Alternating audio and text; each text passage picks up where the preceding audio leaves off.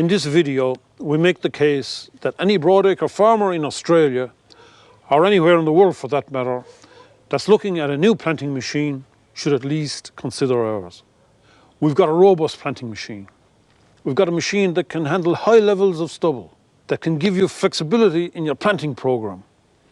If you've got a paddock to plant and there's rain coming tomorrow, you can get a lot planted. Using your machine, you can retain moisture. And that's important, as some of the farmers' experiences will relate to you as we go through the video clips. We can handle trash. We can get consistent seed placement. We can go through rocks, sticky soils, and you will hear many farmers talk about the ease of maintenance and operation. Many of the reasons I've given you just then, you're probably chuckling, because some of those reasons may have been the very reason why you don't consider this. Hey, what am I going to say? Our business depends on farmers being successful before we ourselves can be successful. For sustainable farming, you need to retain moisture. You need to retain stubble. You need to have minimum disturbance. You need a disc machine.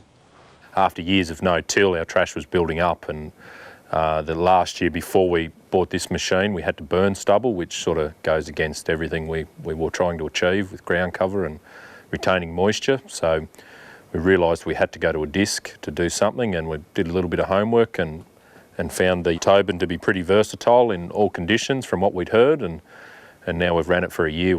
All we've heard is been correct. It's been a very easy machine to use into a wide variety of conditions: black soil, wet and dry; red soil, wet and dry; hard, sowing into depth, like chasing moisture down deep. It's just been able to do everything that we've asked it to do, and just took all the stress out of sowing. Like it was, sowing now is just not a problem. It's not something that you think it's a daunting task. You can get over it so quick and carefree with no problems. Yeah, it was because of the previous year, 2010, it was a wet harvest, and a lot of the crop actually fell over, leaving trash all over the ground, and our old machine, which was a tine point with a trailing press wheel, would not go through it. It wouldn't have even gone 6 foot through it.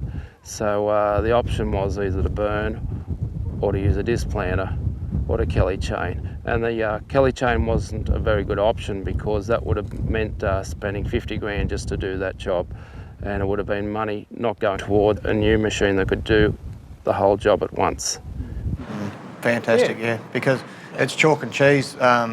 What crops came up early this year, what we were able to get up, they're fantastic, and because there was such a dry May and June, whatever was up and away, you got their roots into moisture, and they're away, and yeah, it's like chalk and cheese now, what came up and what didn't, so it's made a huge difference to yields this year. A disc machine will really allow Dave and Wayne and growers with them to do is improve their harvest speed and improve harvest efficiency by allowing a much higher harvest height than guys with tine machines.